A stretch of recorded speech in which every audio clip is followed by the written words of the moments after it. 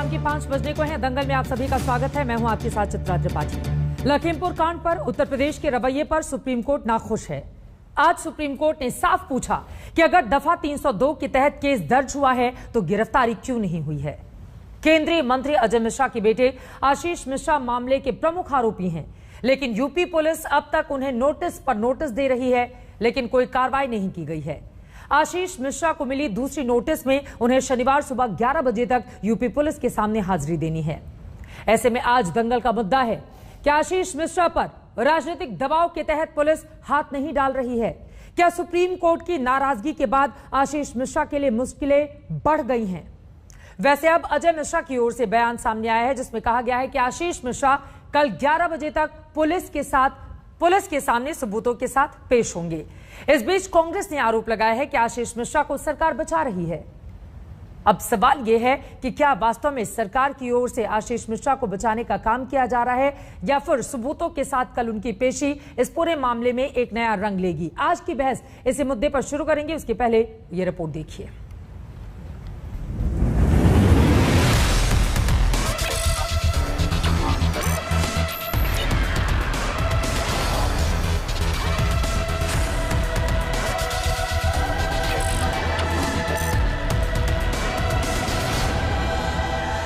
लखीमपुर पर कटघरे में आए मंत्री के बेटे आशीष मिश्रा को क्या वीआईपी ट्रीटमेंट मिल रहा है? क्योंकि जिस आशीष मिश्रा को कानून के सामने शुक्रवार सुबह 10 बजे तक पेश होना था, वो जब नहीं पहुंचा तो उसे अगले दिन सुबह 11 बजे तक की मोहलत मिल गई। ये घर है अजय मिश्रा का, जो केंद्रीय गृह राज्य मंत्री हैं। आप घर के अंदर देखिए, पूरा सन्नाटा पसरा हुआ है। गाड़ियां हैं, जो पुलिस सिक्योरिटी के लोग हैं बस वो हैं। लेकिन 24 घंटे के अंदर लखीमपुर पुलिस ने दूसरा नोटिस चस्पा किया है। ये अजय मिश्रा जो केंद्रीय गृह राज्य मंत्री हैं, उनका ये घर है। आज आशीष मिश्रा नहीं आए तो ये दूसरा नोटिस है। दूसरा नोटिस दिया गया है इस पूरे मामले में। जो नोटिस दिया गया कि कल सुबह 10 बजे तक 8-10 को यानी कि आना था, और उसके बाद भी नहीं आए, तो अब 9 अक्टूबर को सुबह 11 बजे तक हर हाल में आशीष मिश्रा को व्यक्तिगत रूप से उपस्थित होना होगा।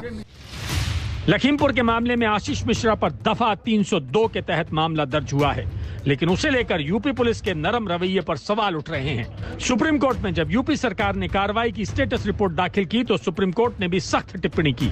कोर्ट ने पूछा कि अगर दफा 302 के तहत पुलिस केस दर्ज करती है तो पुलिस करती क्या है, क्यों गिरफ्तारी नहीं हुई?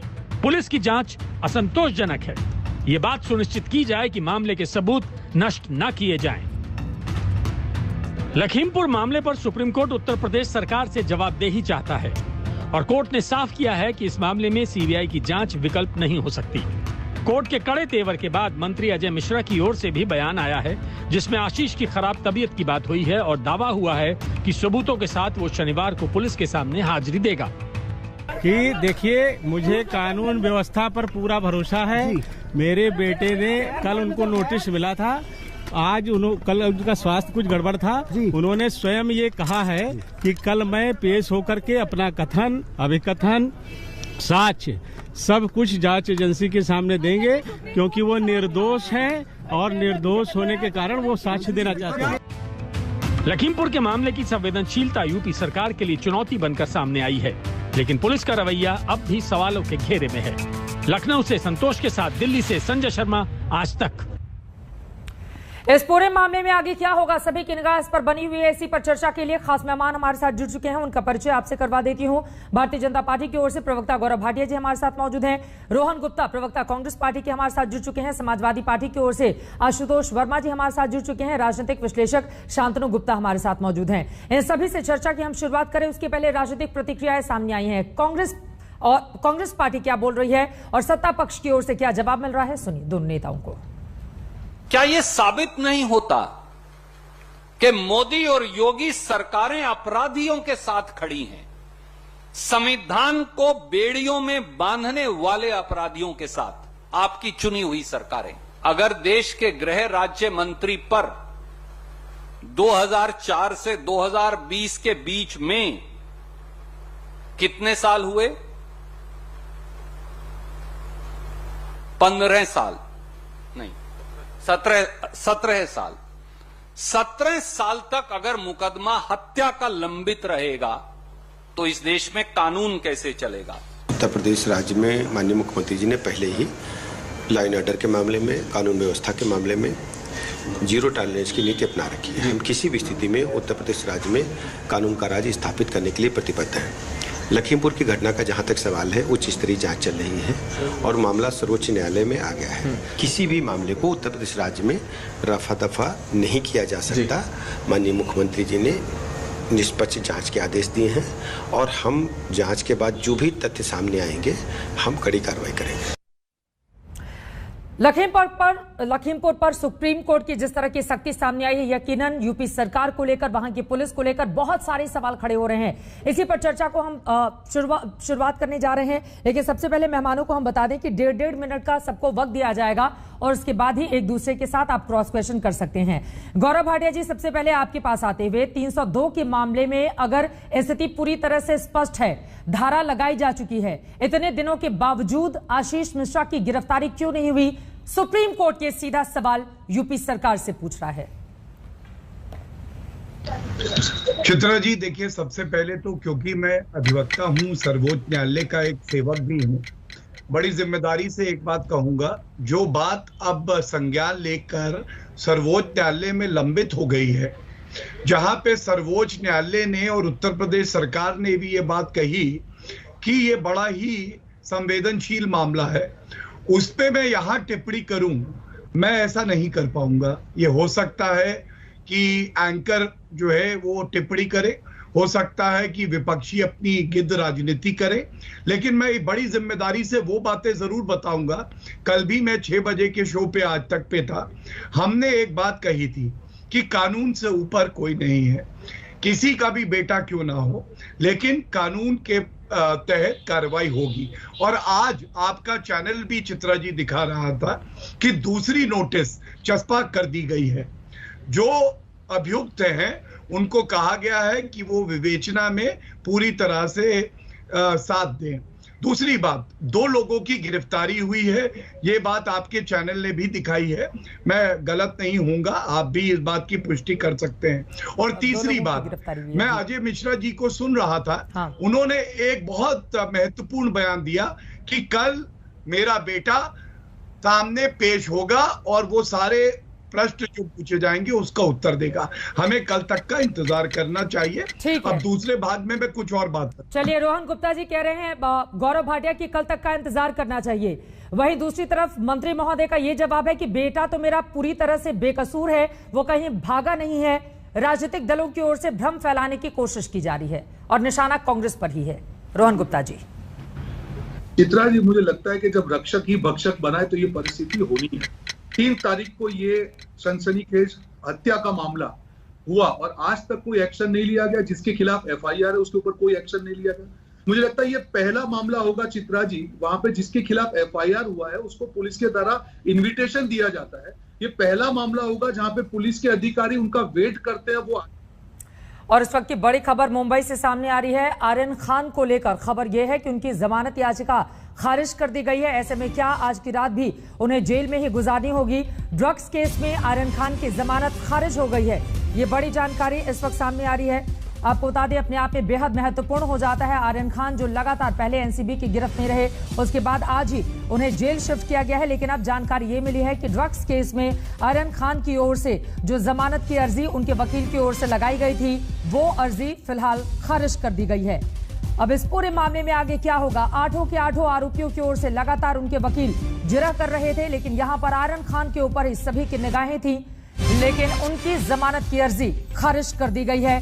ये इस वक्त की सबसे बड़ी जानकारी निकलकर सामने आ रही है। ड्रग्स केस में आर्यन खान की जमानत याचिका पर दोपहर से ही सुनवाई जारी थी, लेकिन अभी जो जानकारी मिली है, यानी कि जमानत नहीं मिली, आज की रात भी उन्हें जेल के भीतर ही गुजारनी पड़ेगी। कल तो हालांकि एनसीबी के दफ्तर में उनको रखा गया था, कल चूंकि देर शाम हो गई थी इस वजह से, लेकिन आज उनको जेल में शिफ्ट कर दिया गया है। ऐसे में माना जा रहा है कि यहां पर एनसीबी की ओर से जो बातें रखी गई थी, कहीं ना कहीं उसको कोर्ट की ओर से सही पाया गया है, उस पक्ष को। यही कारण रही कि आर्यन खान की जमानत याचिका को फिलहाल खारिज कर दिया गया है और अभी जेल में ही रहेंगे आर्यन खान। ये बड़ी जानकारी निकलकर सामने आ रही है। आपको बता दें, एक तरफ एनसीबी पर लगातार क्वेश्चन किया जा रहा है कि एनसीबी आखिर बॉलीवुड के ही बड़े नामों को क्यों टारगेट कर रही है। तो वहीं दूसरी तरफ जिस तरह से कोर्ट का रुख है आर्यन खान और बाकी आरोपियों के मामले में, ऐसा लग रहा है कि इतनी जल्दी इन्हें राहत नहीं मिलेगी। यही वजह रही कि जमानत की अर्जी जो दी गई थी उसको खारिज, किला कोर्ट में जमानत पर सुनवाई शुरू हुई थी। क्रूज ड्रग्स केस का आज 6वां दिन है, लेकिन ड्रग्स केस में आर्यन खान को जमानत नहीं मिली है। ग्राउंड जीरो से जैसे हमारे सहयोगी जुड़ेंगे उनके पास आपको सीधे लेकर चलेंगे, लेकिन अपने आप में काफी ज्यादा अहम आर्यन खान समेत सभी 6 मेल आरोपियों को आपको बता दें एनसीबी ऑथर रोड जेल लेकर आज गई थी, जबकि 2 फीमेल आरोपियों को भायखला जेल लेकर जाया गया था। लेकिन ड्रग्स केस में आर्यन खान की जमानत याचिका खारिज हो गई है। अभिनेता शाहरुख खान के बेटे आर्यन खान को बेल नहीं मिली और अब उन्हें जेल में ही रहना पड़ेगा। सवाल यह है कि कितने दिनों तक, यह भी अपने आप में महत्वपूर्ण है। इसका फैसला हो चुका है। क्रूज शिप पर ड्रग्स पार्टी करने के आरोप में फंसे आर्यन अरबाज मर्चेंट मुनमुन धमेचा की जमानत याचिका पर किला कोर्ट में सुनवाई शुरू हो गई थी, लेकिन अब जानकारी ये मिली है कि आर्यन की जमानत अर्जी खारिज कर दी गई है। उनके वकील की ओर से क्या पक्ष आता है पूरे मामले में, इसका इंतजार रहेगा। लेकिन शाहरुख खान के बेटे आर्यन को जमानत नहीं मिली है, जिस बात का इंतजार परिवार की ओर से किया जा रहा था। सलाखों के पीछे है आर्यन खान बैरक नंबर 1 में फिलहाल। अब विद्या हमारे साथ संवाददाता हमारी जुड़ चुकी हैं। विद्या, ड्रग्स केस में आर्यन खान की जमानत याचिका खारिज हो गई है, वो कौन कौन सी बातें रही जो उनके विरोध में गई, इसी वजह से उन्हें बेल आज भी नहीं मिली? देखिए, सबसे बड़ी बात तो यही है कि हमने जब सवेरे कुछ और या जो आरोपी हैं उनके जब वकीलों से बात की थी तो उनका यही कहना था कि दरअसल कुछ समय पहले ही, अगर आपको याद हो, अरमान कोहली का मामला था, वो भी स्मॉल क्वांटिटी ऑफ ड्रग्स के साथ पकड़े गए थे, लेकिन इसी अदालत ने, इसी मैजिस्ट्रेट ने उनको भी बेल नहीं दी थी, ये कह के कि इस पूरे मामले में और भी बहुत ज्यादा लोग इन्वॉल्व हैं, जिसमें कि फिलहाल कंजम्पशन क्वांटिटी से ज्यादा यानी कि कमर्शियल क्वांटिटी में लोग पकड़े गए थे। तो इसी वजह से बाकी जो आरोपी के वकील थे उन्होंने यहाँ चांस नहीं लिया, वो सीधे सेशंस कोर्ट गए। लेकिन यहाँ बाकी जो 3 आरोपी हैं यानी मुनमुन, अरबाज और आर्यन, इन तीनों के वकीलों ने डिसाइड किया था कि वो यहाँ पर एक बार अपना चांस लेंगे और इसी वजह से वो यहाँ आए थे। लेकिन अदालत ने अभी कहा है कि उनके जो पेटिशंस हैं, जो प्लीज हैं बेल के लिए, वो मेंटेनेबल नहीं है, क्योंकि मजिस्ट्रेट कोर्ट नहीं सुन सकता है इस पूरे मामले में, सेशंस कोर्ट में ही क्योंकि ट्राई हो सकता है। ये सेशंस ट्राइबल केस है, ये मजिस्ट्रेट कोर्ट नहीं सुन सकता इस मामले को। इसकी वजह से बेल के लिए भी उन्हें सेशंस कोर्ट ही जाना चाहिए था। लेकिन फिलहाल अगले 2 घंटे में मजिस्ट्रेट कोर्ट, जिन्होंने अभी सिर्फ ऑपरेटिव पार्ट दिया है और जिस कहा है कि ये रिजेक्ट किया है उन्होंने, अब रीजनिंग देते हुए ऑर्डर देंगे। जब ऑर्डर मिलेगा उसके बाद जो आर्यन हैं और अरबाज हैं और मुनमुन हैं, उनके वकील सेशंस कोर्ट जाएंगे, वहां सेशंस कोर्ट में वो बेल याचिका दर्ज करेंगे। ठीक है विद्या, मैं फौरन आपके पास आती हूँ। इस वक्त हमारे साथ मुस्तफा शेख, हमारे संवाददाता किला कोर्ट के बाहर से जुड़ चुके हैं। मुस्तफा, एनसीबी दफ्तर, माफ कीजिएगा, एनसीबी दफ्तर से हमारे साथ जुड़ चुके हैं। अरविंद ओझा भी आपको टीवी स्क्रीन पर दिखाई दे रहे हैं। अरविंद, सभी की निगाहें इस बात पर लगी हुई थी कि आर्यन खान को आज क्या जमानत मिल जाएगी। उनके वकीलों की ओर से पूरी कोशिश भी की गई, लेकिन किला कोर्ट ने जमानत अर्जी खारिज कर दी। अब इसके आगे क्या ऑप्शन है आर्यन के वकील के पास, और साथ ही क्या अब ये मान लिया जाए कि दरअसल चूंकि 14 दिनों की न्यायिक हिरासत में सभी को कल भेजा गया था और आज उनकी जमानत की अर्जी खारिज हो जाती है, तो फिर वो इतने दिनों तक जेल के भीतर ही रहेंगे? अरविंद जी, देखिए, फिलहाल तो 14 दिन की न्यायिक हिरासत में कल अदालत ने भेजा था। हालांकि राहत मिली थी क्योंकि कल जेल मैनुअल के हिसाब से जेल के दरवाजे बंद हो गए थे, लिहाजा नारकोटिक्स कंट्रोल ब्यूरो के दफ्तर में ही रात गुजारनी पड़ी थी। लेकिन आज दोपहर के वक्त तकरीबन 1 बजे के लगभग इसी ऑथर रोड जेल में शाहरुख खान के बेटे आर्यन खान समेत जितने भी मेल आरोपी थे 8 में से, उनको यहां पर लाया गया था। लेकिन जिस तरीके से जमानत अर्जी वो खारिज हुई है, उसके बाद अब इसी ऑथर रोड जेल में ही रात गुजारनी पड़ेगी। तो ये एक तरीके से कहें तो झटका जरूर लगा है आर्यन खान समेत तमाम आरोपियों पर। लेकिन ये बड़ी खबर है कि अब जो बेल है वो रिजेक्ट हो चुकी है तीनों आरोपियों को, और इसी मुंबई के ऑथर रोड जेल में जहां तकरीबन 1 बजे के लगभग आर्यन खान पहुंचे थे, अब इसी में रात गुजारनी पड़ेगी। जेल सूत्रों के मुताबिक बैरक नंबर 1 दिया गया है और फिलहाल उनको अलग से एक सेल में रखा गया है, क्योंकि कुछ दिनों तक क्वारंटीन रखना होता है। तो क्वारंटीन बैरक यहाँ पर है, उसी में फिलहाल आर्यन खान और तमाम जो आरोपी जिनको लाया गया था उनको रखा गया है। उनको तमाम जेल मैनुअल भी बता दिया गया है कि कब कब उठना है, क्या क्या करना है। लेकिन कम से कम आज की रात तो इसी जेल में बितानी होगी।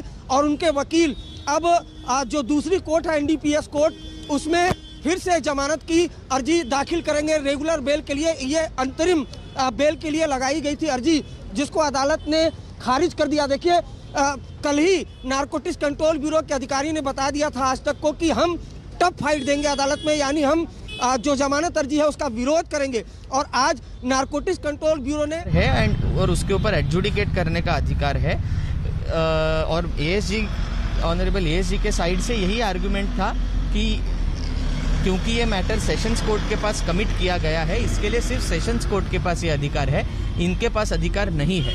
तो वो आर्ग्यूमेंट को मद्देनजर रखते हुए मैजिस्ट्रेट कोर्ट ने ये हमारा बेल एप्लीकेशन रिजेक्ट कर दिया है। अब आप लोग इससे आगे क्या करेंगे, क्योंकि बेल तो रिजेक्ट हो गई है, अब जो अक्यूज हैं वो जेल में है, तो आपका प्लान ऑफ एक्शन क्या होगा? जी, हमारा प्लान ऑफ एक्शन यही होगा कि हम लोग सेशंस कोर्ट मूव करेंगे।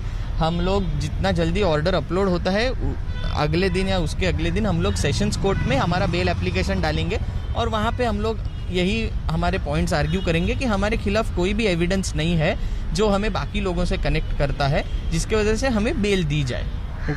Thank you. और ये ना सब रिलेटिव्स जो आरोपी पक्ष है उनके वकील को आप सुन रहे थे। अब यकीनन उन्हें सेशन कोर्ट में अपनी बात पूरी कीजिए। और आपने आरोपियों के वकील को भी सुना, उनका ये कहना है कि दरअसल यहां से खारिज हो गई है, लेकिन आगे हमारे पास ऑप्शन है सेशन कोर्ट में जाने का। तो सेशन कोर्ट ये लोग कब रुख करेंगे, इस बारे में क्या जानकारी अरविंद देंगे आप? Now we have got an order of rejection of bail, so we will have to see the entire order. So the future course of action right now the order is in favor of the agency. Anil sir, क्या कारण रहे कि आज उनकी अर्जी reject हुई है?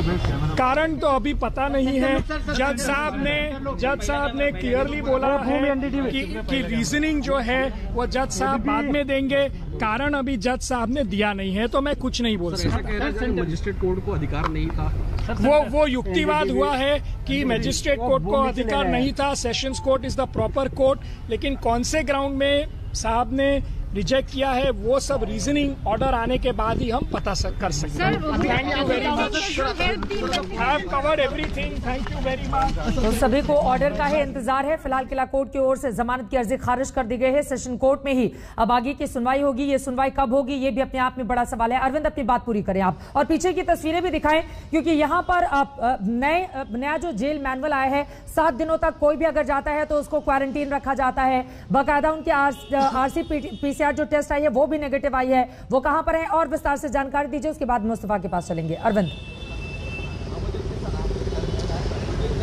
जी, देखिए कल न्यायिक हिरासत में भेजा था। सबसे पहले संजय को वो तस्वीर दिखाएं आपको ऑर्थर रोड जेल की जरा। और मैं ऑर्थर रोड जेल के बारे में बताऊं कि संजय दत्त इस जेल की सलाखों के पीछे रह चुके हैं। ऑर्थर रोड जेल के कसाब रह चुका है, अबू सलेम रह चुका है। तो बड़े बड़े नामचीन लोग और जो गैंगस्टर हैं वो इस जेल में रह चुके हैं। और इसी जेल में अब शाहरुख खान के बेटे आर्यन खान को लगभग 1 बजे लाया गया था। जो चेहरे पर परेशानी है चित्रा, वो साफ साफ दिखाई दे रही थी। हालांकि कल ही जेल में आ जाना चाहिए था, क्योंकि अदालत ने कल ही 14 दिन की न्यायिक हिरासत में तमाम 8 आरोपियों को भेजा था। लेकिन के तीनों एप्लीकेशंस, बेल एप्लीकेशंस रिजेक्ट हो चुकी हैं।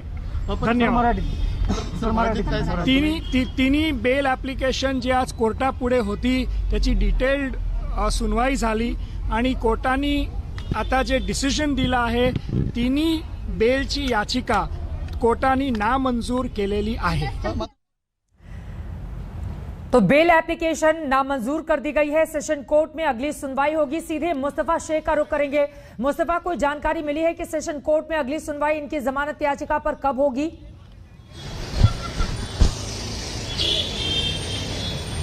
जी देखिए, अब ये आरोपी हैं जिनकी बेल रिजेक्ट हुई है, उन्हें सेशंस कोर्ट ही अगला ऑप्शन है। अब इसमें 2 तरीके हो सकते हैं। जैसे कि अरबाज मर्चेंट के जो वकील हैं तारक सैयद, उन्होंने साफ तौर पर कह दिया है कि वो सेशंस कोर्ट में कल बेल अप्लाई करने वाले हैं। जबकि आर्यन खान के जो वकील है सतीश मनशिंदे, उन्होंने अभी तक इस बात की कंफर्मेशन नहीं दी है। तो इसमें एक दूसरा पहलू ये है, तो क्या जो आर्यन खान के वकील हैं वो सेशंस कोर्ट में भी बेल रिजेक्ट हो, इसकी पॉसिबिलिटी कम करने के लिए हो सकता है कि वो जो अरबाज मर्चेंट है उसकी बेल एप्लीकेशन की सुनवाई तक रुकेंगे। उसके बाद अगर उसकी बेल एप्लीकेशन मंजूर हो जाती है सेशंस कोर्ट में तो बाय डिफॉल्ट आर्यन खान को भी बेल मिल जाएगी, क्योंकि सेम केस के सेम सेक्शन के आरोपी हैं। तो ये अगला स्टेप होगा और अरबाज मर्चेंट के वकील ने साफ कर दिया है कि कल वो याचिका दायर करेंगे सेशंस कोर्ट में। सेशंस कोर्ट में याचिका दायर करने के बाद कोर्ट कब की डेट देता है ये अभी से कहा नहीं जा सकता है। अर्जेंट हियरिंग की मांग कर सकते हैं, लेकिन ये जरूरी नहीं है कि वो मांग मान ली जाए।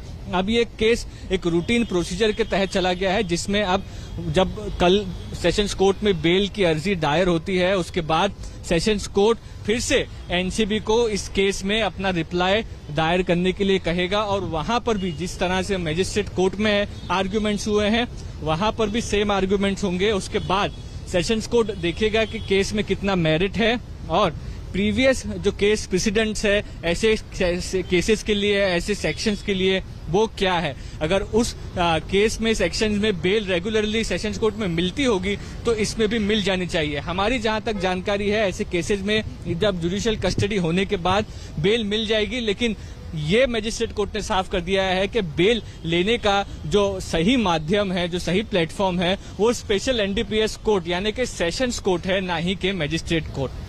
चित्रा, आर्यन खान को जमानत नहीं देते हुए कोर्ट ने तो यहां तक कह दिया है कि दरअसल सुनने के लायक ही नहीं है। अरविंद, इस तरह की टिप्पणी की गई है।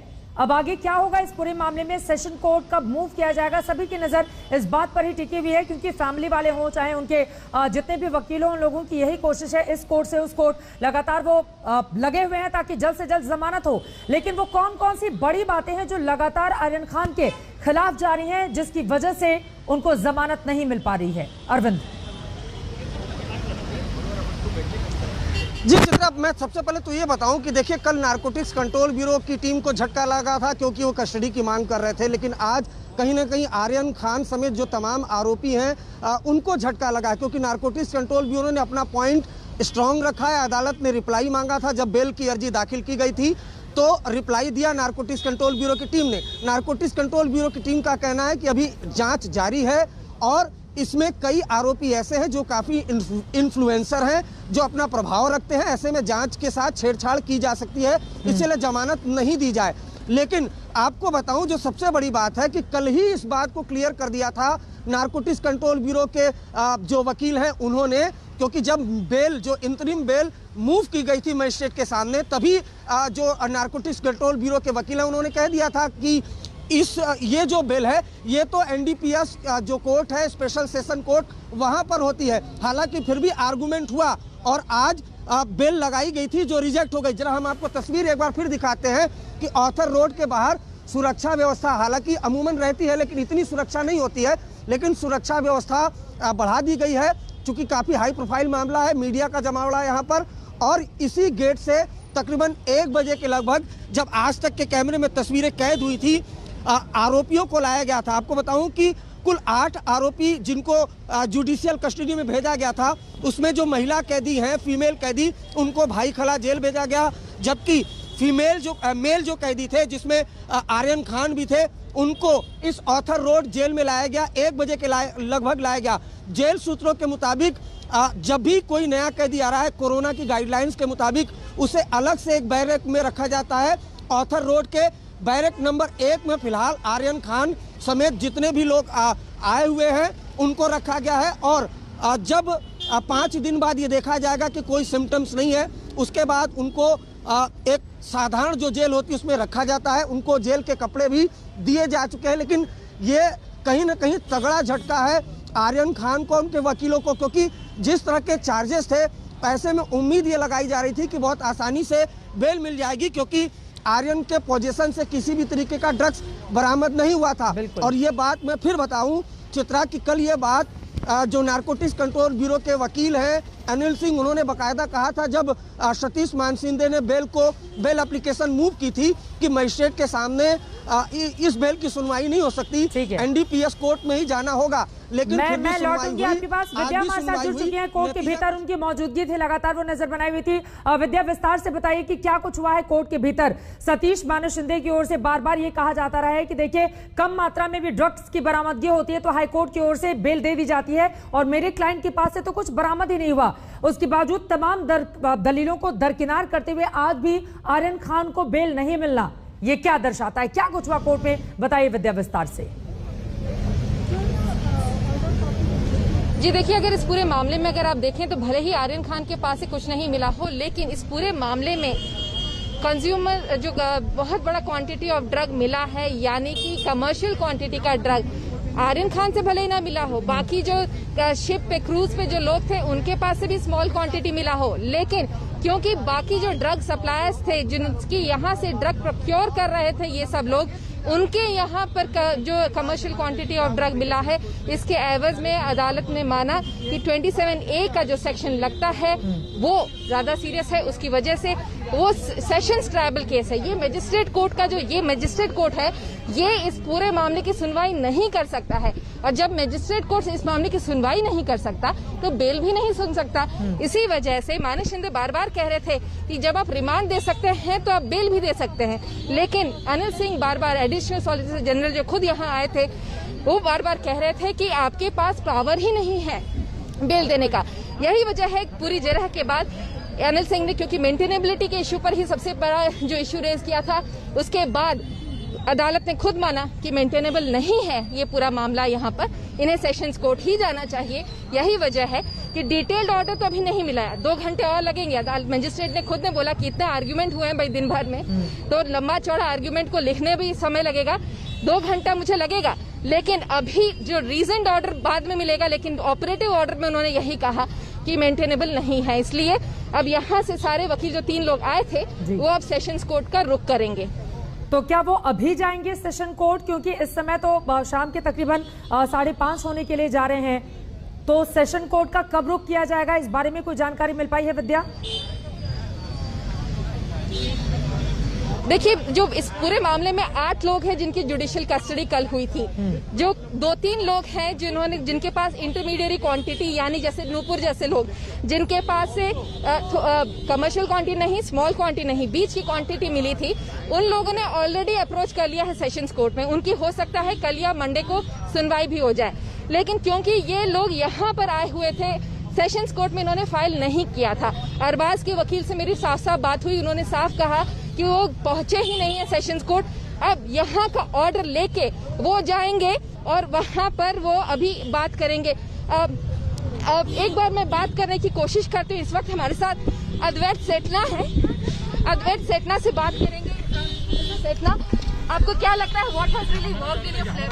I do not know. It will be premature or not proper for me to say. I can only say that we have argued on maintainability. That is, this is not the proper court. The bail application should have been filed before the Sessions Court under the provisions of the NDPS Act and in light of the several judgments that we have cited. Sir, कुछ दिन पहले अरमान कोहली के मामले में भी maintainability। जी, अरमान कोहली के मामले में इन्हीं जज साहब ने on similar facts bail reject की थी on the ground of maintainability. So we need to see what reasons the court gives in its order. Thank you so much. तो जैसा आपने सुना कि मेंटेनेबिलिटी का जो इश्यू है वो अरमान कोहली, अभिनेता अरमान कोहली कुछ दिन पहले अगर आपको याद हो ड्रग मामले में पकड़े गए थे, उनके पास से भी इसी तरह से स्मॉल क्वांटिटी, जैसे कि अरबाज के साथ पकड़ा गया था, स्मॉल क्वांटिटी मिला था, कंज्यूमर खुद के लिए लिया था, उसमें पकड़े गए थे। लेकिन अदालत ने माना कि उसमें भी उन्होंने कहा कि क्योंकि बहुत सारे जो ड्रग सप्लायर्स थे वो पकड़े गए थे, उनके पास से बड़ी क्वांटिटी मिली थी, तो इसकी वजह से यहाँ से बेल नहीं मिल सकता, आप सेशंस कोर्ट जाइए। यही चीज इस मामले में फिर से दोहराई गई है। सेशन कोर्ट कब रुख करेंगे और कब जमानत वहां से मिलेगी नहीं मिलेगी, अपने आप में बड़ा सवाल है। एक बार फिर से मुस्तफा आपका रुख करते हुए, एनसीबी दफ्तर से ही आप लगातार जुड़े हुए हैं। कल तक तो या फिर बीती रात तक हम सब ने देखा कि आर्यन समेत तमाम लोग एनसीबी के दफ्तर में थे, चूंकि रात हो गई थी इस वजह से उनको जेल नहीं भेजा गया था। लेकिन आज अरविंद ओझा जहां पर मौजूद है, दोपहर 1 बजे से ही आर्यन ऑर्थर रोड जेल के भीतर हैं। ऐसे में कितने दिन गुजारने पड़ेंगे, ये भी बड़ा सवाल है। कल शनिवार है, परसों रविवार है, आगे क्या होगा, किस तरह का पक्ष अब एनसीबी का सामने आ रहा है और कौन कौन सी वो बातें हैं जो एनसीबी के पक्ष में गई, जिसके कारण इन आरोपियों जिनके ऊपर ये तमाम गंभीर आरोप लगे हैं, इनका पक्ष कमजोर होता गया कोर्ट के भीतर और जमानत नहीं मिल पा रही है बार बार कोर्ट का दरवाजा खटखटाने के बावजूद। जी बिल्कुल, अगर आज की आप पूरी हियरिंग देखें, विद्या जैसे हमको बता रही है कि मेंटेनेबिलिटी यानी कि एक टेक्निकल इशू पर ये केस जो है बेल एप्लीकेशन खारिज किया गया है, वो ये है कि ये जो बेल एप्लीकेशन है ये कायदे से सेशंस कोर्ट पर जो है सेशंस कोर्ट में फाइल होनी चाहिए थी, ना कि मजिस्ट्रेट कोर्ट में। जो एनसीबी की टीम है, जो लॉयर्स हैं, उन्होंने एएसजी ने इसी पॉइंट पर आर्ग्यू किया और उनकी जीत हुई कि ये जो केस है जो वो सेशंस कोर्ट पर कमिट हो चुका है, इसीलिए जो स्पेशल एनडीपीएस कोर्ट भी है डेजिग्नेटेड, वहीं पर इस केस की सुनवाई होनी चाहिए। अब विद्या हमारे साथ हैं, वो भी इस बारे में ज्यादा जानकारी दे सकती हैं। जो ये बात इंपॉर्टेंट कही गई कि मेंटेनेबिलिटी का इशू अरमान कोहली जो एक्टर है उसके वक्त भी आया था, वहां पर मजिस्ट्रेट कोर्ट में बेल रिजेक्ट की गई थी। अगर अरमान कोहली को सेशंस कोर्ट से बेल मिल गई थी तो जहां अगर केस प्रेसिडेंट देखें तो इस केस में भी जो आरोपी हैं उन्हें सेशंस कोर्ट से बेल मिल जानी चाहिए, अगर नहीं तो फिर वो हाई कोर्ट का दरवाजा खटखटा सकते हैं। लेकिन इस केस में जब बेल की बात आती है केसेस में, तो जो सेक्शंस अप्लाई किए गए हैं, जो मेरिट ऑफ द केस है और जो प्रेसिडेंट्स है, पहले अगर केसेस में बेल मिलती है, ऐसे केसेस में बेल मिलती आ रही है तो आरोपियों को आसानी से बेल मिल जाती है, अनलेस एंड अनटिल एनसीबी ये प्रूव कर सके कि ये एक्सेप्शनल केस है। आरोपियों के बाहर आने से केस को बहुत ज्यादा इफेक्ट हो सकता है, विटनेसेस हैम्पर हो सकते हैं, इन्फ्लुएंस हो सकते हैं, और ये सारी चीजें जो होती है उस पर बेल हो सकता है रिजेक्ट हो। लेकिन उसके लिए भी सेशन जो कोर्ट होते हैं वो तरीका निकालते हैं, जैसे कि कई केसेस में आरोपियों का जो पासपोर्ट है वो जब्त कर लिया जाता है, उन्हें हर हफ्ते में या हर रोज एनसीबी के दफ्तर आके अपनी हाजिरी देने को कहा जाता है। तो ये सारी कंडीशंस भी बेल के साथ अप्लाई की जा सकती है। तो अगर ऐसे केसेस में सेशंस कोर्ट बेल देता आ रहा है तो आर्यन खान और अरबाज मर्चेंट और बाकी आरोपियों के लिए इतनी मुश्किलें नहीं होगी बेल लेने में। लेकिन अगर बेल नहीं मिलती है on some cases, on some section, या एनसीबी अपोज करती है तो उसका काफी असर पड़ता है। तो ये चीज देखना होगा कि जो आने वाले दिनों में सेशंस कोर्ट में आर्यन खान और बाकी लोगों को तकलीफों का सामना करना पड़ सकता है। लेकिन कितने दिनों में ये बेल एप्लीकेशन ऑर्डर किया जाएगा इसका जायजा लगाना मुश्किल है, क्योंकि जैसे हमने बताया बेल फाइल होने के बाद उसकी डेट डलती है, डेट डलने के बाद एनसीबी का रिप्लाई, उसके बाद आर्ग्यूमेंट्स और उसके बाद ऑर्डर आता है। तो ये कितने दिनों का समय होगा ये कहना मुश्किल है। फिलहाल ये बात तो सच है, जुडिशियल कस्टडी 14 दिनों की होती है और कल आर्यन खान और बाकी 7 आरोपियों को जुडिशियल कस्टडी भेजा गया, जिसके बाद हमारे साथ शिवसेना के प्रवक्ता इस वक्त जुड़ चुके हैं और ऑथर रोड जेल भी हम चलेंगे, वहां से अरविंद ओझा लगातार हमारे साथ जुड़े हुए हैं। आनंद दुबे जी, आर्यन खान को जमानत नहीं मिली है और जेल के भीतर ही उनको अपनी रात गुजारनी होगी, किस तरह से देख रहे हैं पूरे के पूरे मामले को आप? देखिए, यह पूरी एक कानूनी प्रक्रिया है। जब कोई आरोपी पकड़ा जाता है तो पुलिस उसकी इन्वेस्टिगेशन करती है, जांच एजेंसियां की जांच पड़ताल करती है, मामला कोर्ट में जाता है, न्यायालय के ऊपर होता है कि उन्हें बेल देनी है, कि राहत देनी है, जेल भेजना है, कि और इंक्वायरी करनी है। तो जो एक कानून प्रक्रिया पर विश्वास रखने वाले हमारे देश हैं, हम उस प्रकार से इस घटना को देखते हैं कि अगर कानून प्रक्रिया को लगा कि अभी कुछ और जांच करनी है, अभी पूरी तरह संपूर्ण जांच की ओर नहीं पहुंची है प्रक्रिया, तो उस हिसाब से इस केस को देखना चाहिए। ये एक नॉर्मल प्रक्रिया के समान है कि यदि कोई पकड़ा गया है और उसके पास से अगर कुछ इनपुट्स मिले हैं, कुछ जानकारी मिली है, कुछ सामान मिला है, तो अभी जांच एजेंसियां तय करेंगी और न्याय प्रणाली तय करेगी कि उन्हें बेल देना है। तो यही तो बात है कि जांच एजेंसियां अगर अपना पक्ष रख रही हैं और कोर्ट की ओर से जमानत नहीं मिल रही है, तो आप लोगों की ओर से बार बार एनसीबी को लेकर सवाल क्यों खड़े किए जा रहे हैं? क्यों आप लोगों की ओर से बार बार कहा जा रहा है कि दरअसल दिल्ली के इशारे पर एनसीबी की ओर से काम किया जा रहा है?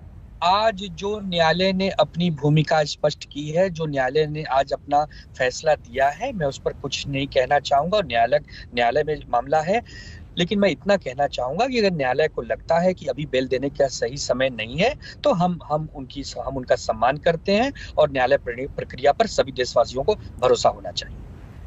ठीक है, आप हमारे साथ बने रहिए। किला कोर्ट से सौरभ बख्तानिया भी इस वक्त हमारे साथ जुड़ चुके हैं, सीधे उनका रुख करते हुए। सौरभ, बड़ा सवाल यह है कि अब आगे क्या होगा और कितने दिनों तक आर्यन को, उनके साथ जो बाकी लोग हैं, उनको जेल के भीतर रहना होगा? सेशन कोर्ट में सुनवाई कब होगी? कब उनके जो वकील हैं वो सेशन कोर्ट का रुख करेंगे? कोई जानकारी मिली है क्या सौरभ? बिल्कुल चित्रा, जानकारी मिली है। जो एक आरोपी है अरबाज, उनके लॉयर ने साफ कहा है कि कल हम सेशंस कोर्ट में अप्लाई करेंगे। देखिए, ये सिर्फ एक डिक्टेटिंग ऑर्डर था, सिर्फ मुंह बोली उन्होंने किया है कि बेल रिजेक्ट हुई है, लेकिन जो डिटेल्ड ऑर्डर की कॉपी है वो शाम को 8 बजे के बाद ही मिल पाएगी, जिसके बाद ये लोग सेशंस कोर्ट में बेल के लिए अप्लाई करेंगे। अब बहुत महत्वपूर्ण है चित्रा कि कल इसे कोर्ट को, ये कोर्ट जो सेशंस कोर्ट है, स्पेशल एनडीपीएस सेशंस कोर्ट, इस बेल हियरिंग को सुनती है नहीं सुनती है, फिर संडे का दिन आ जाता है, है, फिर मंडे को फिर से सुनवाई होगी। उसके बाद क्या होता है, जो पूरा टेक्निकल प्रोसीजर है चित्रा, वो दोबारा शुरू हो जाता है। जब ये कोर्ट केस जो हियरिंग आएगी बेल एप्लीकेशन वाली, तो वापस सेशंस कोर्ट एनसीबी का से पूछेगी कि क्या हमें इनको बेल देनी है कि नहीं, क्या आप बेल को अपोज कर रहे हैं कि नहीं। तो ये सारा फिर से दोबारा बड़ा प्रोसीजर है। देखिए, जब ये सेशंस कोर्ट में मामला जाता है तो कभी 2 दिन में भी बेल हो जाती है, कभी 20 से 15 दिन भी लगते हैं। बहरहाल जो ताज़ा अपडेट है कि सारे के सारे जो अब एडवोकेट्स हैं, ये सारे आरोपियों के, उनको अब सेशंस कोर्ट में मूव करना होगा। आर्यन खान और उनके साथ के जो बाकी के आरोपी है, उनको अब जेल में ही रहना होगा। जेल की अगर जो मैं बात करूं कि जेल की सारी डिटेल्स दे दूं, देखिए जेल का जो प्रोटोकॉल है, जो नियम और कानून है, वो काफ़ी ज़्यादा सख्त और कड़े हैं। वहाँ पे सब एक जैसे होते हैं। सबसे इंपॉर्टेंट बात करूं मुंबई के आर्थर रोड जेल की चित्रा, तो सुबह 6 बजे आपको उठना ही है। जेल के ऑफिशियल्स आपके बैरक में आएंगे और आपको उठा देंगे कि 6 बजे आपको उठना है। 7 बजे आपका नाश्ता होता है, 11 बजे खाना होता है और उसके बाद आपको घूमने की अनुमति दी जाती है। क्योंकि ये बाहर से आए हुए आरोपी है, तो इनको पहले क्वारंटाइन में रखा जाएगा। अब आर्थर रोड जेल पे पहले माले पे बैरक नंबर 1 है, जहां पे ये सारे आरोपियों को 5 दिन के लिए क्वारंटाइन में रखा जाएगा, यानी कि 5 दिन तक ये लोग उस बैरक से बाहर नहीं आ सकते। पहले ये जो समय था वो 14 दिन का था, लेकिन इन्होंने अपनी कोविड-19 की नेगेटिव रिपोर्ट दी है, साथ ही इनके दोनों वैक्सीन के डोज हो चुके हैं, तो ये उस बैरक के अंदर ही रहेंगे। अब देखिए, बाहर का खाना अलाउड नहीं है। बाहर का खाना चाहिए तो आपको कोर्ट से परमिशन लेनी होगी, परमिशन के बाद ही आपको खाना मिलेगा। और एक्स्ट्रा खाना भी अगर जो आपको चाहिए तो उसके लिए आपको पैसे भरने पड़ेंगे। ये पैसे कौन देगा? जो आर्यन खान के जो एडवोकेट्स रहेंगे या जो उनके पेरेंट्स होंगे, उनको मनी ऑर्डर से पहले आर्थर रोड जेल में वो पैसे भेजने होंगे, उसके बाद ही उसको एक्स्ट्रा खाना मिलेगा। और 6 बजे जो बैरक के जो दरवाजे हैं वो बंद हो जाते हैं, जेल के दरवाजे बंद हो जाते हैं। 6 बजे के बाद आप वहां से हिल नहीं सकते। तो बहुत ही सख्त और कड़ा नियम होता है जेल का। मुंबई का सबसे बड़ा अगर जो कोई जेल है वो है आर्थर रोड जेल। सारे के सारे जितने भी बड़े बड़े क्रिमिनल्स हो, अंडरवर्ल्ड के गैंगस्टर हो, टेररिस्ट हो, नियम सबके लिए एक है, कानून सबके लिए एक है। आर्थर रोड जेल के अंदर जो नियम है, कानून है, काफ़ी ज़्यादा कड़े हैं। लेकिन अब कितना समय लगता है चित्रा, ये बहुत इंटरेस्टिंग होगा। क्योंकि देखिए, सुबह जो 12:30 से दोपहर में जो 12:30 से जो हियरिंग चली है वो 5 बजे तक चली है। पहले से ही एनसीबी कह रही थी कि ये कोर्ट में मेंटेबिलिटी नहीं है, यहाँ पे बेल हियरिंग की सुनवाई नहीं हो सकती। लेकिन घंटों तक सारे आरोपियों के जो एडवोकेट्स है वो दलीलें पेश करते गए, फिर एनसीबी ने अपनी दलीलें पेश की। इसमें सारा समय निकल गया चित्रा। 3 अलग-अलग तस्वीरें दिखा रहे हैं। आर्यन खान को नहीं मिली है बेल, आज की रात कटेगी जेल के भीतर ही। हम आपको लगातार जेल की तस्वीरें भी दिखा रहे हैं और इसके साथ ही हमारे संवाददाता बता भी रहे थे कि किस तरह से कल सुबह सुबह उठ जाना होगा, फिर जेल का नाश्ता, जेल का खाना, जेल का पानी। इसके अलावा अगर एक्स्ट्रा कुछ चाहिए होता है तो बाकायदा मनी ऑर्डर से पहले ही पेरेंट्स को या वकील को वो पैसे भेजने होंगे। यानी कि यहां से अब मुश्किल की घड़ी शुरू हो जाती है अरविंद, आर्यन खान और उनके बाकी साथियों के लिए। क्योंकि अब तक तो एनसीबी का दफ्तर था जो पॉश इलाके में था, वहां की व्यवस्थाएं अलग थीं। लेकिन आर्थर रोड जेल पहली मंजिल, वहां की व्यवस्थाएं पूरी तरह से अलग हैं। वहां पर बड़े बड़े अपराधियों को भी रखा गया है। फिलहाल इन लोगों को 7 दिनों के लिए क्वारंटीन अलग बैरक में रखा जाएगा और उसके बाद आगे क्या होगा ये महत्वपूर्ण है जानना। लेकिन कितने दिनों तक जेल में रहना पड़ सकता है, यह भी अब बड़ा सवाल है। जी बिल्कुल बिल्कुल, लेकिन कम से कम ये बात तो क्लियर हो गई कि कम से कम आज की रात जेल में बितानी होगी। देखिए, कल की रात भी जेल में बितानी थी, लेकिन चूंकि ऑर्डर काफ़ी देर डिले से आया था और जिस तरह से मुंबई जेल मैनुअल है उसके हिसाब से 6 बजे के बाद एंट्री एग्जिट बंद है, लिहाजा एनसीबी के दफ्तर में ही अस्थायी जेल के तौर पर तमाम आरोपी रहे थे। लेकिन 1 बजे के लगभग आर्यन को लाया गया था। तस्वीरें दिखाता हूं चित्रा और आपको बताता हूं। आपने एक सवाल पूछा था कि एनसीबी ने क्या वो आधार दिया, तो मैं आपको बताऊं कि दरअसल नारकोटिक्स कंट्रोल ब्यूरो ने जब क्रूज में छापा मारा था तो एक के बाद एक गिरफ्तारी थी। अब तक कुल 18 गिरफ्तारी हो चुकी है और इस 18 गिरफ्तारी में कई आरोपियों को एक दूसरे से कनेक्टेड बताया गया है।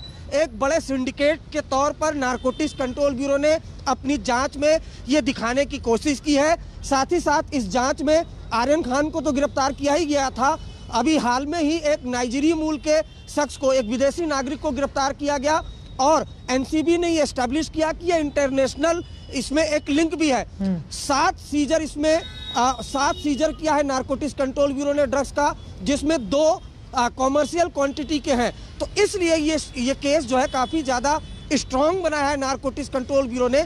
इस वजह से अदालत में जब जिरह हो रही है तो काफी मुश्किलें पेश आ रही है। ये अलग बात है कि आर्यन खान के पास से कोई ड्रग्स रिकवर नहीं हुआ है, लेकिन उनके दोस्त के पास से स्मॉल क्वांटिटी में ड्रग्स रिकवर हुआ है। साथ ही साथ कल जब नारकोटिक्स कंट्रोल ब्यूरो अदालत में गई थी कस्टडी की मांग करने के लिए, तो वहां पर यह खुलासा किया गया था कि आर्यन और अरबाज से पूछताछ के बाद एक अचित नाम के शख्स को गिरफ्तार किया गया मुंबई से, जिसके पास से ड्रग्स रिकवर हुई है, जिसे कन्फ्रंट कराना है। हालांकि रिजेक्ट कर दिया था उस वक्त और जेसी में भेजा था, लेकिन इस तरह का एक स्ट्रॉन्ग केस बनाया है। 18 लोग गिरफ्तार हुए हैं, 7 ड्रग्स के सीजर है, जिसमें 2 कॉमर्शियल क्वांटिटी के ड्रग्स सीजर है और एक ठीक है। मैं लौटूंगी आपके पास। आनंद दुबे जी भी शिवसेना से हमारे साथ जुड़े हुए हैं, लेकिन बचाव पक्ष के वकीलों की ओर से आज के इस पूरे मामले में जब बेल नहीं मिली, कोर्ट के बाहर जब वो आए, उनकी ओर से क्या बातें कही गई हैं, जरा सुनिए। All the 3 bail applications are rejected। जो तीनों बेल एप्लीकेशन की आज सुनवाई हुई, कोर्ट ने ऑपरेटिव पार्ट मतलब जो डिसीजन है वो बोला गया है, रीजनिंग अभी बाकी है। कोर्ट का डिसीजन ऐसा है कि तीनों एप्लीकेशंस, बेल एप्लीकेशंस रिजेक्ट हो चुकी है। तीनों बेल एप्लीकेशन रिजेक्ट हो चुकी है। आगे क्या होगा सभी की निगाहें, क्योंकि सेशन कोर्ट में अब सुनवाई होगी। पूरी की पूरी प्रक्रिया नए सिरे से आगे बढ़ेगी। ऐसे में आर्यन को, उनके साथ जो और बाकी लोग हैं, उन्हें कब मिलेगी राहत, बड़ा सवाल है। आनंद दुबे जी, इस पूरे मामले को आगे बढ़ता हुआ आप कैसे देख रहे हैं अब? और चूंकि बार बार अगर कोर्ट की ओर से जो जमानत की अर्जी है उसको रिजेक्ट किया जा रहा है, तो इसका सीधा सा मतलब ये हुआ कि एनसीबी ने अपने पक्ष में मजबूत दलीलें रखी हैं। फिर तो शिवसेना की और आप लोगों की ये बात पूरी तरह से खारिज हो जाती है कि एनसीबी जानबूझकर कुछ लोगों को टारगेट करने का काम कर रही है मुंबई में। नहीं, मैं पहले आपको स्पष्ट कर दूं, आदरणीय नवाब मलिक जी ने जिस संदर्भ में कहा था वो जानिए कि बीजेपी के कार्यकर्ता भानुशाली और गोस्वामी वहां क्या कर रहे थे, जिस प्रकार उन आरोपियों को पकड़कर ले जा रहे थे, ऐसा तो कभी नहीं देखा गया कि कोई पंच किसी आरोपी को पकड़कर ले जाए। जब आरोपी को पुलिस या कोई जांच एजेंसी पकड़ती है तो पंच का काम होता है कि तहकीकात करना, उनके सामने गवाही देना कि हाँ हमारे सामने इस प्रकार की घटना घटी थी, सिर्फ उसका इतना ही काम होता है। लेकिन ये कौन ऐसे लोग हैं कि जो इतने इन्वॉल्व हैं कि एनसीबी के अधिकारियों के संपर्क में हैं, समय समय पे उनको बुलाए जाते हैं, तो कहीं शंका उठती जरूर है। लेकिन मैंने पहले ही कहा है कि चूंकि यह जांच का विषय है, न्यायालय में मामला चल रहा है, आदरणीय कोर्ट ने जो फैसला सुनाया है वो दुनिया को सर आंखों पर लेना पड़ता है। उस हिसाब से हम इसमें ज्यादा कुछ नहीं कहेंगे।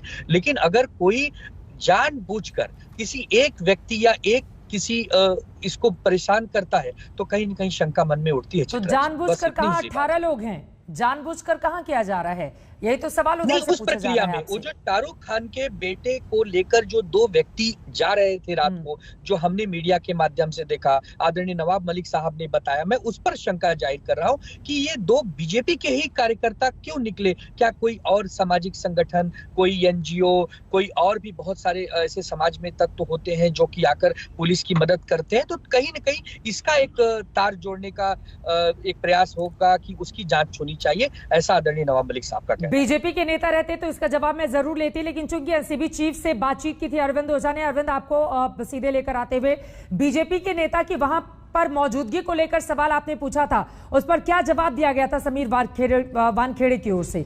ये देश के लिए जानना जरूरी है, बताइए आप, क्योंकि शिवसेना एनसीपी लगातार सवालों के कटघरे में खड़ा कर रहे हैं एनसीबी और वहां पर जो बीजेपी नेता मौजूद थे उनको लेकर। जी देखिए, मैं आपको बताऊं कि दरअसल नारकोटिक्स कंट्रोल ब्यूरो का जो एक्शन रहा है, चाहे आप सुशांत ड्रग्स केस की बात करें, उसके बाद से ही एनसीबी लगातार निशाने पर रही है और उसके लगभग हर एक्शन पर राजनीति होती रही है। हमने ये जानने के लिए नारकोटिक्स कंट्रोल ब्यूरो के जो जोनल हेड हैं समीर वानखेड़े, उनसे आज तक ने सीधी बात की थी और सीधा सवाल पूछा था। हमने पूछा था कि आप पर आरोप लग रहे हैं कि आप सेलिब्रिटीज को टारगेट कर रहे हैं। उनका कहना है कि हम उस हर शख्स को टारगेट कर रहे हैं जो एनडीपीएस रूल्स का उल्लंघन कर रहा है। उसके अलावा हमने ये भी सवाल पूछा कि आप जो आर्यन खान को लेकर हमने सवाल पूछा कि उनके पास क्या एविडेंस है। उनका कहना है कि अभी यह लीगल प्रक्रिया जारी है, लेकिन उन्होंने साथ ये भी कहा कि हमने कई तरह के इसमें ड्रग्स रिकवर किए हैं और इंटरनेशनल लिंक को स्टैब्लिश किया है। लेकिन राजनीति पर हमने एक के बाद एक कई सवाल पूछे। हमने पूछा कि आपके एक्शन में जो बीजेपी के 2 कार्यकर्ता हैं, ऐसा आरोप एनसीपी लगा रही है। इस पर आपका क्या कहना है? उनका कहना है कि हम जब कोई बड़ा सीजर करते हैं या बड़ा कोई रैकेट बस्ट करते हैं, पब्लिक विटनेस के लोगों को बुलाते हैं और पंचनामा करवाते हैं। हमने 9 लोगों के नाम आपके सामने रखे हैं। उन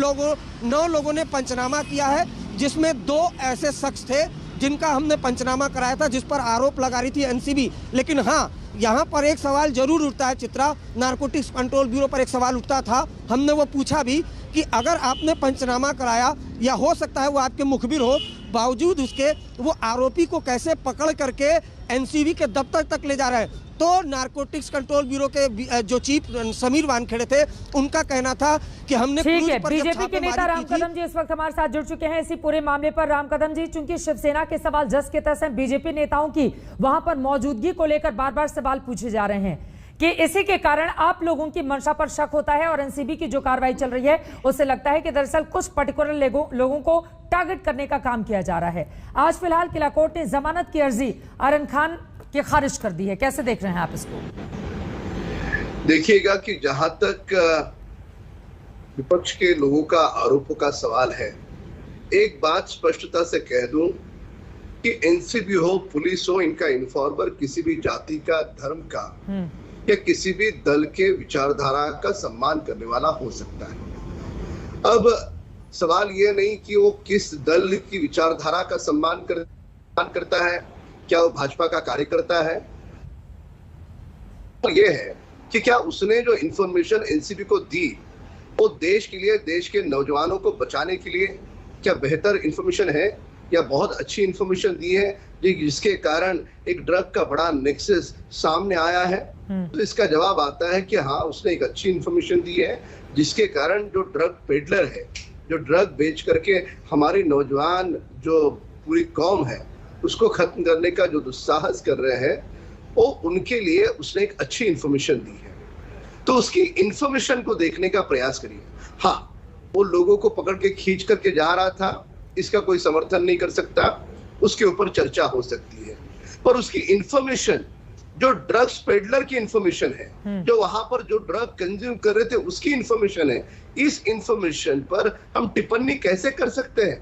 क्या उसने देश हित में काम नहीं किया? और आनंद दुबे जी, इस बारे में तो इंतजार किया जाता है ना कि इस तरह की सूचनाएं आए जहां पर ड्रग्स की पार्टी की जाती है, ड्रग्स कंज्यूम किया जाता है लोगों की ओर से, तो अगर किसी ने सूचना देने का काम किया है तो इसका तो स्वागत होना चाहिए, जैसा कि बीजेपी कह रही है। जी, सूचना देने का काम अलग होता है और पंच का काम अलग होता है। पहले भाजपा यह क्लियर करे कि भाजपा के कार्यकर्ताओं ने सूचना दी थी कि वो पंच का काम करने गए थे। अगर सूचना देने का ही है तो अडानी एयरपोर्ट पर जो 22 सितंबर को बड़ी खेप पकड़ी गई, उसके बारे में क्या कोई प्रेस कॉन्फ्रेंस एनसीबी ने किया अभी तक कि वो ड्रग्स कहाँ से आई थी, किस देश से आई थी, वो भारत में कैसे लाई गई, कैसे उसको पकड़ा गया, वो ड्रग्स कहाँ सप्लाई होने वाली थी, वो ड्रग्स कहां तक जाने वाली थी? क्या इसके बारे में कोई जानकारी है एनसीबी के पास? एनसीबी को बताना चाहिए ना। अगर एनसीबी एक तरफ मुंबई के रेव पार्टी को पकड़ती है तो एनसीबी का काम है कि पूरे भारत में जहां ड्रग्स की तस्करी हो रही है उसको पकड़े, जनता को बताए। हम यही तो चाहते हैं कि एनसीबी पूरी बात करे, एनसीबी पूरी बात करे ना। एनसीबी आधी बात क्यों कर रही है चित्रा जी? आधी अधूरी बातें क्यों की जा रही है एनसीबी की ओर से? राम कदम जी, देखिएगा चित्रा जी, ये शिवसेना का कैसा दोगलापन है। यानी यदि ये जो ड्रग पेडलर है, ड्रग से जुड़े हुए लोग हैं, इनको गिरफ्तार करने का दायित्व महाराष्ट्र में सत्ता में बैठे करके शिवसेना का स्वयं है, पर रिया चक्रवर्ती का ड्रग्स का व्हाट्सएप चैट का मामला हो, जैसे उसे छुपाने का दुस्साहस इन्होंने किया, उसी प्रकार से जिन ड्रग पेडलर्स को पकड़ने का काम शिवसेना दल का सरकार के नाते है, वे खुद तो कर न सके। इस बात की उन्हें शर्म करनी चाहिए, देश के सामने हाथ जोड़ के माफी मांगनी चाहिए।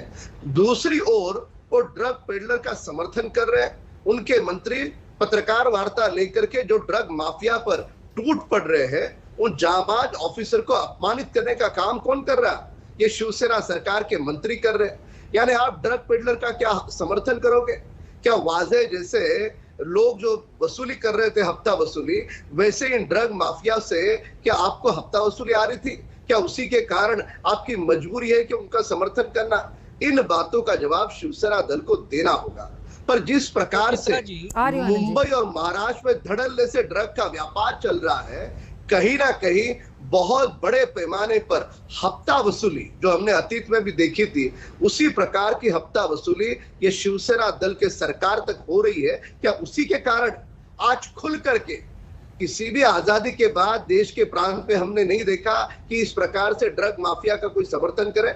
यहाँ पे कैबिनेट मंत्री समर्थन करता है। क्या कारण समर्थन करने का? इतना ही कारण कि उन एनसीबी अधिकारियों ने उस मंत्री के दामाद को जेल के सलाखों के पीछे 6 महीने के लिए 8 महीने के लिए डाला था, वही कारण है। इस प्रकार से आप राजधर्म का पालन करिए। आप सत्ता पे बैठे हो, बोलिए आनंद दुबे जी, राजधर्म का पालन नहीं करिए क्या शिवसेना? एक क्लोजिंग कमेंट आपका। वो कह रहे हैं कि हफ्ता वसूली बंद हो गई, इसी वजह से दर्द हो रहा है शिवसेना को। चित्रा जी, शिवसेना के सरकार में, महाविकास आघाड़ी की सरकार में पूरे राजधर्म का पालन हो रहा है। मैं राम कदम जी की बात का जवाब दे देता हूं कि अगर मुंबई के हर गली चौराहे में ड्रग्स बेची जा रही है तो एनसीबी क्या कर रही है? जिस डिपार्टमेंट को बहुत ही बढ़ाई के साथ केंद्र सरकार ने बनाया कि भाई एनसीबी जो है वो ड्रग्स पेडलरों को पकड़ेगी, एनसीबी ड्रग्स जब्त करेगी, और अगर मुंबई के हर गली चौराहे में वो मिल रहा है तो एनसीबी कर क्या रही है? हाँ, पुलिस उनको सहयोग जरूर करती है, लेकिन लीड लेने का काम तो एनसीबी का होता है। जैसे एनसीबी अपनी सेरी बघार रही है कि हमने क्रूज पर जाकर लोगों को पकड़ लिया, तो मुंबई के गली चौराहा में पकड़ना तो बहुत आसान होता है। इसका मतलब खुफिया इंटेलिजेंस जो है, इनकी खुफिया जो जांच एजेंसी है, वो कहीं न कहीं नरम पड़ी हुई है। चलिए ठीक है, एक बात समझ में आ गई है कि ये टोपी ट्रांसफर का काम चल रहा है, लेकिन आर्यन खान के पूरे मामले में अब आगे क्या होगा? सेशन कोर्ट की ओर से क्या सुनवाई के दौरान जमानत दी जाएगी, नहीं दी जाएगी, इस पर लगातार हमारी नजर बनी रहेगी। आनंद दुबे जी आपका, राम कदम जी आपका बहुत शुक्रिया हमारे साथ इस चर्चा में शामिल होने के लिए। इस बड़ी खबर पर लगातार आज तक की नजर बनी रहेगी। एक छोटे से ब्रेक के बाद हम फौरन हाजिर होंगे। दंगल में आज के लिए बस इतना।